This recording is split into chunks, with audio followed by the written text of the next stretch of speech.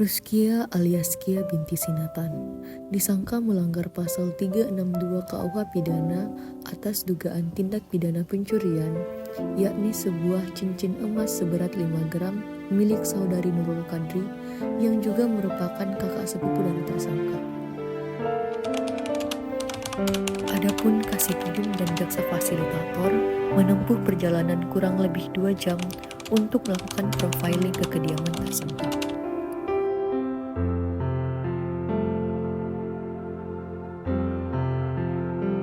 Kesehariannya itu anak nama bernama Rizky, baik sama tetangga dan biasa juga kesehariannya sering berkumpul-kumpul sama tetangga kalau ada kerabat.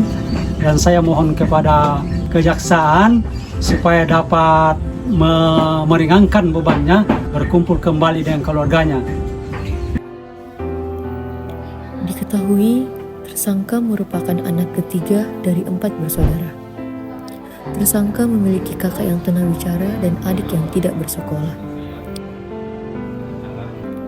Diketahui sebelumnya tersangka bekerja sebagai penjaga stand ayam crispy. Tersangka sering memberikan uang kepada orang tuanya yang juga seorang petani untuk membantu memenuhi kebutuhan hidup mereka. Korban dan tersangka sepakat untuk berdamai dan menyelesaikan perkara tersebut secara kekeluargaan. Tersangka merasa sangat menyesal dan meminta maaf yang sebesar-besarnya kepada korban serta berjanji tidak akan mengulangi perbuatannya.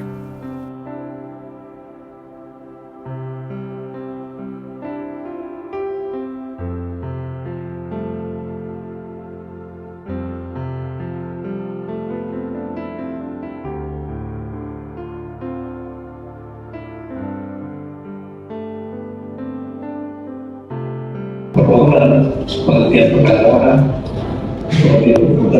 bersama tersangka 16 sekian di Sinatan yang disangkakan oleh pasal 362 KUHP sudah memenuhi syarat sebagaimana dalam pasal 20 dan kemudian berjuang berdasarkan keadilan legislatif.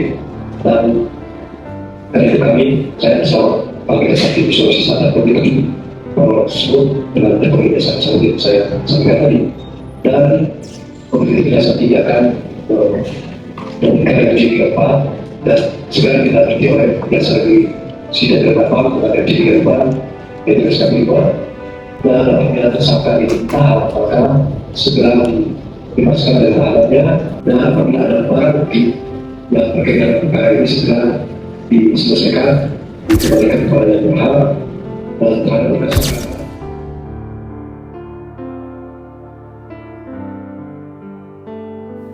Sang ibu tak kuasa menahan air mata kebahagiaan atas dipulangkannya kembali putri mereka untuk berkumpul bersama keluarga.